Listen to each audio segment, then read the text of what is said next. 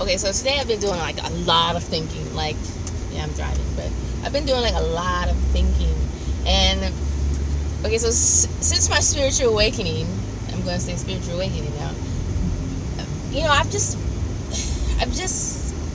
been researching so much, and I found out so much, like information that ultimately just gets me back to the same space or same spot.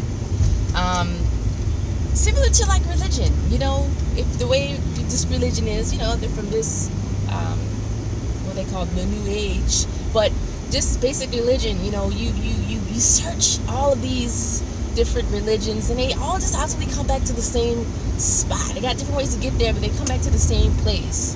The same thing here, like as far as your higher self. You have people that's describing it as, the Kundalini, or you have, people that, describe, like the Tundra energy, or you have people that say, the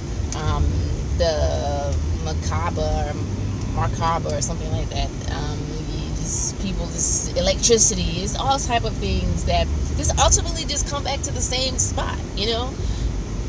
So in actuality, it's just the same. As we as humans, we have to put something on something. Our brain, our ego, we have to put it there. We have to classify it. We have to identify it. You had, the Egyptians who, had snakes and, lions, tigers, and bears. Oh my! And you have the Indian people who has, heads, and people several heads, and all of this stuff. All just trying to describe or depict the way it is, like the energy itself, and not really putting necessarily a definite description on it, but definitely just how it feels, because it's a very felt energy. And I'm not going to call it the Kundalini anymore. Clearly, I don't want to call it the Kundalini anymore. I just want to call it energy. I want to call it me. Just I have awakened.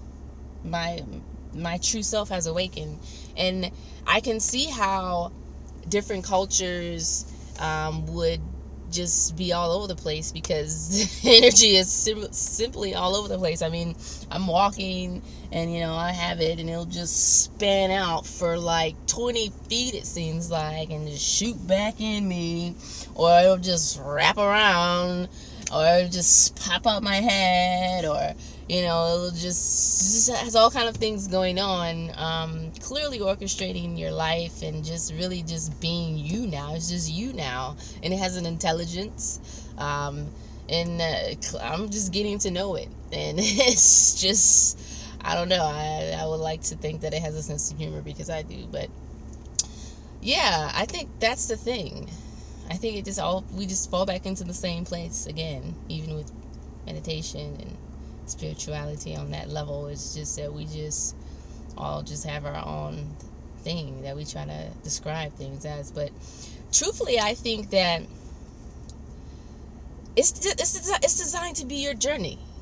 It's designed for you to experience yourself, and no one could describe what your journey is. Your journey is your journey. And you think about ultimately why souls were brought here. They were souls brought here to embody human form, to have that experience. It wasn't 10 or 20 souls embody, one human body to experience. No, it's just one. So it's a very individual type of thing. And I believe that you're not going to understand it unless you experience it yourself, and your experience will be your truth.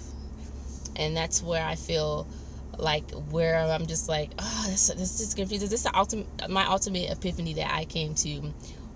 It's going to be my truth, and my truth is what I'm going to perceive, and that's what I'm going to believe.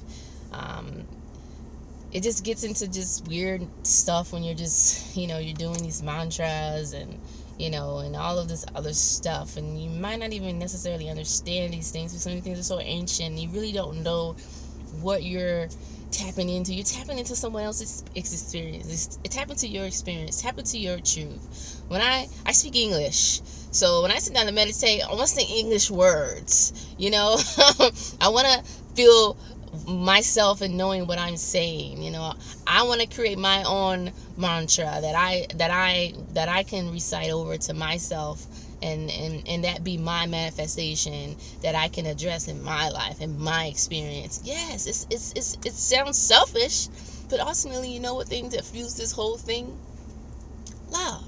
Love fuels the whole thing. So that's not selfish. That's what's not selfish about it. So I think it's just individual. You have to experience this journey on your own. And yeah, you can get guidance, and folks to kind of guide you but the experience is yours. And I think that's the thing that's so beautiful about it. It's yours. So, all right, I'm done. I'm gonna stop blabbering.